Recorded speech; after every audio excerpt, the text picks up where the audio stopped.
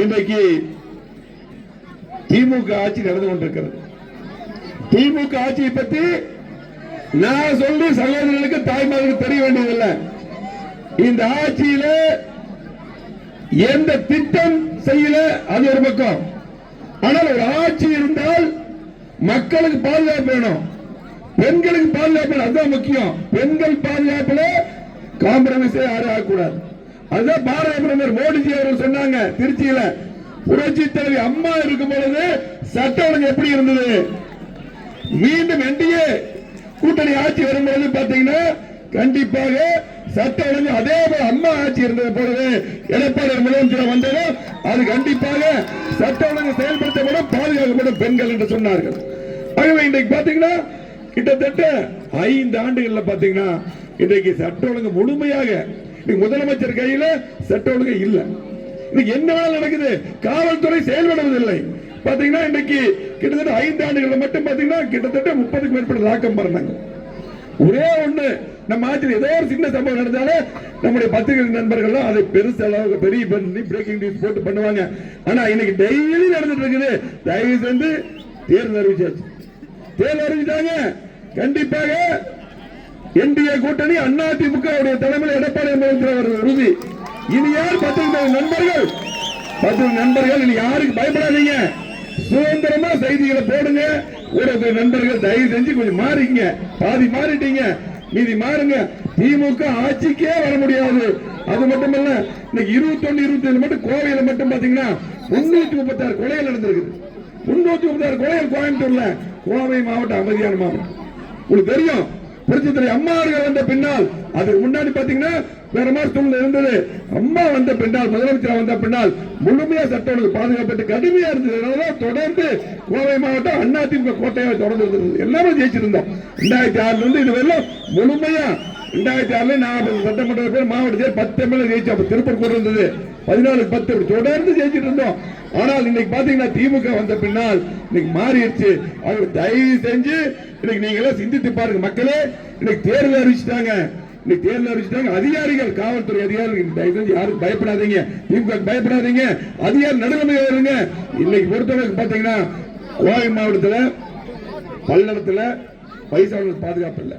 கோவை மாவட்டத்தில் ஏர்போர்ட் பக்கத்தில் சகோதரருக்கு என்ன நடந்ததுன்னு தெரியும். இன்னொரு சம்பவம் சொல்றேன் கேட்டுங்க. சரவணம்பட்டி ரோட்ல குமரகுரு காலேஜ் அருகில் ஒரு பெண்ணை எரிச்சு கொலை பண்ணாங்க. இதுவரை பத்திரிகையில் வரல, எங்கேயுமே வரல. அந்த சம்பவம் நடந்த உடனடியாக காவல்துறை கமிஷனர் நேரா ஸ்பாட்டுக்கு போய் எந்த பத்திரிகை கொடுக்காம அந்த பொண்ணை எடுத்துட்டு போனாங்க. எப்படி வேணாலும் இருக்கட்டு அந்த பெண்ணை கற்பழிச்சு இன்னைக்கு கொலை பண்ணிருக்காங்க. அது என்னன்னா இதுவரை வெளியே வரல. இன்னைக்கு பாத்தீங்கன்னா இப்படி கமிஷனர் போலீஸும் திமுக ஆட்சிக்கு பாதுகாப்பா இருக்காங்க. குற்றம் நடக்காத தடுப்பது காவல்துறை. ஆனா குற்றம் நடந்து அந்த குற்றத்தை வெளிவராத தடுக்கிறது காவல்துறை இருக்காங்க. நீங்க சிந்தித்து பாருங்க. ஆகவே தயவு செஞ்சு இந்த பாலியல் வன்கொடுமை கோவை மாவட்டம் மட்டுமே தமிழகம் முழுவதும் கடுமையாக நடந்து கொண்டிருக்கிறது. ஆக பெண்களுக்கு பாதுகாப்பில் எங்க பார்த்தாலும் கஞ்சா வைக்கிறோம். கஞ்சா போதை பொருட்கள் இன்னைக்கு கடுமையாக இருக்கிறது. நீங்களா பாத்துங்க, புது புது கஞ்சா அப்படின்னு கோகை நின்று புதுசா கண்டுபிடிக்கிறாங்க. சாக்லேட்லயே வச்சு விற்கிறான். ஸ்கூல் வரைக்கும் போயிருச்சு. நம்ம குழந்தைகளுக்கு பாதுகாப்பு இல்ல. எதிர்காலமே கேள்விக்குறியா இருக்கிறது. நம்ம குடும்பத்தில் ஒவ்வொருத்தர் இருக்காங்க, இளைஞர்கள், குழந்தைகள் இருக்காங்க. அவங்க எல்லாம் எதிர்காலத்தில் திமுக மட்டும் மீண்டும் ஆட்சிக்கு வந்தா அவ்வளவுதான். தமிழர் மக்களை யாரும் காப்பாற்ற முடியாது. இன்னைக்கு அவங்க பாத்தீங்கன்னா 2000 3000 கொடுக்கறன்னு சொல்லி போட்டு ஏமாத்தலாம். என்ன வேணாலும் ஏமாத்துவாங்க. தேர்தல் நேரத்தில் டிசைனா எப்படி போராட்டம் கொலுசு கொடுத்து ஏமாத்துறாங்கல்ல, கொலுசு காமிச்சு ஏமாத்துறாங்க. கொலுசு காமிச்சு ஏமாத்தி இந்த மாநகராட்சி மேயரை பிடிச்சி எங்க குப்பை எடுக்கிறானா, டிச் எடுக்கிறானா, தண்ணி வருதா? 3ஆம் கூட்டு குடிநீர் திட்டம் நான் தான் அமைச்சரா இருந்தேன். எடப்பாடி இருக்கும்போது கொண்டு வந்தோம் 3ஆம் கூட்டு குடிநீர் திட்டம். அந்த திட்டம் முழுமையா வந்துட்டா 50 வருஷத்துக்கு கோயம்புத்தூருக்கு தண்ணி பிரச்சனை இருக்காது. தண்ணி வர்றாங்களா, டிஸ்ட்ரிபியூஷன் பண்றாங்களா? ஆகவே இன்னைக்கு கோவை மாவட்டம் முழுவதும் இவ்வளவு திட்டம் நம்ம செஞ்சிருக்கோம். உங்களுக்கு தெரியும், சொல்லி தர வேண்டியதில்லை. இன்னைக்கு பாலமாகட்டும், சாலைகளாகட்டும், இன்னைக்கு அது என்னதா இருந்தாலும் சரி, அரசு மருத்துவமனை, 6 புதிய கல்லூரி, தாலுக்கா சொல்லிட்டே இருக்கோம். எல்லாம் நிறைய மீட்டில் பேசிட்டோம். இத்தனை திட்டங்கள் 50 ஆண்டுகள் வளர்ச்சி கொடுத்திருக்கிறோம். ஆனால் 5 வருஷம் திமுக கொண்டு வைப்பாங்க. கோவை மாவட்டத்தை புறக்கணிச்சாங்க. இதெல்லாம் ஒரு பக்கம். ஆனால் பெண்களுக்கு பாதுகாப்பு இல்லை, அதுதான் முக்கியம். சட்டம் சரியில்லை, போலீஸ் வேலை செய்யறது இல்ல, இவங்க தொடர்ந்தால் திரும்ப வந்த கோவை மாவட்டம் உள்ள தமிழ்நாடே முடிஞ்சது, அவ்வளவுதான். ஆகவே நீங்க சிந்தித்து பார்க்கணும். தேர்தல் நேரத்தில் கண்டிப்பா டிசைன் வந்து ஏமாத்துவான் திமுக கார. நீங்க எதுக்கும் கவலைப்படக்கூடாது. கண்டிப்பா அண்ணா திமுக ஆட்சி இன்னைக்கு பாரத பிரதமர் தெளிவா சொல்லிட்டார். இன்னைக்கு பாத்தீங்கன்னா எதுக்கு எடுத்தாலும் பாத்தீங்கன்னா திமுக என்ன சொல்றாங்க, மத்திய அரசு மத்திய அரசு மத்திய அரசு. இது பாராளுமன்ற தேர்தல் நடக்குதா, சட்டமன்ற தேர்தல் நடக்குது. நீ சட்டமன்றத்தில் மக்களுக்கு என்ன பண்ணு சொல்லு, தமிழ்நாட்டுக்கு என்ன பண்ண, கோயம்புத்தூருக்கு என்ன பண்ண, எதுவுமே சொல்ல முடியாது. ஏன்னா எதுவுமே செய்யல. மத்திய அரசு மத்திய அரசு அடிமை. இந்தியாவுக்குள்ள தமிழ்நாடு இருக்குது, வேற மாறி இருக்குதா? இப்படி எல்லாம் மக்கள் ஏமாத்துறாங்க. நீங்க மத்தியில பாத்தீங்கன்னா எடப்பாடி இருக்க 11 மருத்துவக் கொள்கை கொடுத்தாரு இன்னைக்கு பாரத பிரதமர். ரெக்கார்டு நீ அதிகமா வீடுகள் கொடுத்திருக்காங்க. ஸ்மார்ட் சிட்டி திட்டத்தில் இந்த கோயில் எப்படி மேம்படுத்திருக்கிறோம், நீ மத்திய அரசு பாரத பிரதமர் அம்மா கேட்டு வாங்கினாங்க. கேட்ட திட்டங்களை கூட பாரதிய கட்சி கொடுக்குறாங்க. எதுவுமே பண்ணல, எதுவுமே பண்ணல சொல்லி பொய்யான வாக்குறுதி. இன்னைக்கு எடப்பாடியார் முதலமைச்சர் வந்தால் மத்திய அரசு அத்தனை திட்டங்கள் வரும். திமுக சண்டை போட்டு இல்ல, அத்தனை திட்டங்களும் இந்த கோவை மாவட்டத்துக்கு மட்டுமல்ல தமிழ்நாடு எல்லா திட்டங்களும். தயவு செஞ்சு சிந்தித்து பாருங்க. தேர்தல் அறிவிச்சிட்டாங்க, இது முக்கியமான ஆர்ப்பாட்டம். தேர்தலுக்கு முன்னாடி இந்த ஆர்ப்பாட்டத்தை அறிவிச்சிட்டாங்க. இன்னைக்கு பாத்தீங்கன்னா என்டிஏ கூட்டணி சார்பாக அற்புதமான காலையில பூரா பாத்தீங்கன்னா தமிழ்நாடு முழுவதும் மிகப்பெரிய எழுச்சி. இந்த எழுச்சி கோவை மாவட்டக்கூடிய 11 தொகுதியும் போன முறை வென்றோம், இந்த முறையும் முழுமையை வெல்லுவோம். திமுக சொல்லிட்டு இருக்கிறான். திமுக விளம்பரத்திலையும் பேப்பர்லையும் டிவிலையும் போஸ்டர்லையும் தான் சொல்லுவான் நான் ஜெயிச்சேன்னு சொல்லி போட்டு. நீ திமுக காரனுக்கு திமுக ஓட்டு போறதுக்கு ஏதோ ஒரு காரணம் சொல்லுங்க.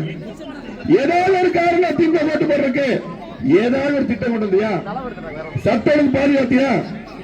பெண்களுக்கு பாதுகாப்பு கொடுத்தியா? எங்க சகோதரர்களுக்கு பாதுகாப்பு கொடுத்தியா? எங்க பார்த்தாலும் சைன் திருடுறான், எங்க பார்த்தாலும் கொலை. ஒரு திட்டமும் செய்யல, சட்டங்களுக்கு பாதுகாப்பு இல்ல, இளைஞர்களுக்கு பாதுகாப்பு இல்ல. எதுக்காக ஓட்டு போடணும்? எதுக்கு ஓட்டு போடணும்? நம்ம கொண்டு திட்டங்களை இந்த 10 கிலோமீட்டர் கவனம் பார்த்து நீ ஸ்டிக்கர் எடுத்து திறக்கிற. எதுவுமே பண்ணல, எந்த திட்டம் பண்ணல. ஆகவே நம்ம அத்தனை திட்டங்களை நம்ம கொண்டு வந்தோம். உரிமையோடு ஓட்டு கேட்கிறோம். தயவு செஞ்சு இருக்கக்கூடிய நீங்க எல்லாம் போய் ஒவ்வொருத்தரும் 10 ஓட்டு கேன்வாஸ் பண்ண போதும். இன்னைக்கு பாத்தீங்கன்னா இன்னைக்கு அப்படி கோயமாவட்டம் திறந்து வந்திருக்கீங்க.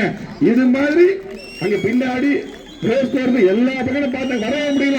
அதே போல நம்முடைய அண்ணாமலை அவர்கள் வரும்போது 2 மணி நேரம் நாடகம் சேர்றதுக்கு கிட்டத்தட்ட நடந்தே வந்தார். கடைசியில அவ்வளவு கூட்டம் கோவை மாவட்டமே இன்னைக்கு தம்பிச்சிருச்சு. இந்த ஆர்ப்பாட்டத்தில் இது முழுமையாக ஓட்டாக மாற வேண்டும். ஒவ்வொருத்தரும் சிந்தித்து பாருங்க. திமுக என்ன சொன்னாலும் எந்த அமைச்சர் திமுக மட்டும் ஓட்டு போடக்கூடாது. அத்தனை ஓட்டு திமுக மட்டுமல்ல, எந்த கட்சிக்கு ஓட்டு போடக்கூடாது. எந்த கட்சி புதுசா வந்த எந்த கட்சி யாரா இருந்தாலும் ஓட்டு போட்டா அது திமுக வாய்ப்பாயிரும். அத்தனை ஓட்டு அண்ணா திமுக கூட்டணிக்கு, என்டிஏ கூட்டணிக்கு நீங்க போடணும். மறவாதீங்க. இந்த 10 நாள் எந்த வேலை ஏமாத்துவான், அதுக்கப்புறம் காணாம போயிடுவான். திமுக காணாம போயிடுவான். உங்களுக்கு தெரியும். இப்போ எல்லாம் சொல்லுங்க. எடப்பாடி முதலமைச்சர் பொறுப்பேற்றதுமே ஒவ்வொரு குடும்பத்துக்கு 10,000, 10,000, ஒவ்வொரு குடும்பத்தினருக்கு 2,000. அதே ஒரு விசத்தறியாளர் நம்ம இருக்கிறீங்க. கரண்ட் 1000 யூனிட் ஃப்ரீ இருந்தது, 400 யூனிட் கூடுதல் பண்ணியாச்சு. 1400 யூனிட் விசைத்தறிக்காரங்க கூடுதல் பண்ணியிருக்காங்க. வீடு இல்லாதவங்க வீடு இடவாய் வீடு கட்டி தரப்படும். நீங்க சொல்லுங்க, எல்லா பக்கத்துக்கும் போய் சொல்லுங்க. இப்படி 16 வாக்குறுதி கொடுத்திருக்கிறோம். அம்மா இருசக்கர வாகனம் என்று பல்வேறு திட்டங்கள், திமுக நிறுத்திய தாலி திட்டங்கள் உட்பட அத்தனை திட்டங்கள் மீண்டும் தொடரும் சொல்லியிருக்காங்க. ஆகவே அற்புதமான கூட்டணி நம்முடைய கூட்டணி. இன்னைக்கு பாரத பிரதமர் நமக்கு துணை இருக்கிறார். பாரத பிரதமருக்கு நீங்க இங்க பாத்தீங்கன்னா நிறைய சிறுபான்மை சமுதாயம் வந்திருக்கிறீங்க, இஸ்லாமிய சகோதரர்கள் வந்திருக்கிறீங்க, அதே போல பாத்தீங்கன்னா கிறிஸ்துவ சகோதரர்கள் வந்திருக்கிறீங்க. பாரதிய ஜனதா கட்சி நம்ம 2001 கூட்டணி இருந்தோம். ஏதாவது ஒருத்தருக்கு ஏதாவது பிரச்சனை வந்ததுதான் திமுக இன்னைக்கு சிறுபான்மையினர் பிரச்சனை எதுவுமே அவங்க செய்யல. தயவு செஞ்சு அவங்க என்ன வேலை சொல்லி ஏமாத்துவாங்க, கடைசியில் விட்டுருவாங்க, தேர்தல் முடிஞ்சா விட்டுருவாங்க. ஆகவே சிறுபான்மையினர் பாதுகாப்பும் நாங்க தான். ஆகவே என்ன சொல்ல கேட்காதீங்க. நீ என்டிஏ கூட்டணிக்கு, அதிமுக தலைமையிலான என்டிஏ கூட்டணிக்கு எடப்பாடி முதலமைச்சர் வருவது உறுதி. எடப்பாடி முதலமைச்சர் வந்த உடனே கோவை மாவட்டத்தில் மீண்டும் திட்டங்கள் தொடரும். இன்னைக்கு நல்ல வாய்ப்பு இருக்குது. புரட்சி தலைவர் எம்ஜிஆர் இருக்கும்போது, அம்மா இருக்கும்போது எப்படி மத்திய அரசு கூட இணக்கமா இருந்தாங்க. நீ மத்திய அரசு அத்தனை திட்டங்களும் கொண்டு வருவோம். 10,000 ரூபாய் அறிவிச்சிருக்காருல்ல, 2000 கொடுக்க, இதெல்லாம் பாத்தீங்கன்னா நம்ம கொடுக்க முடியும்.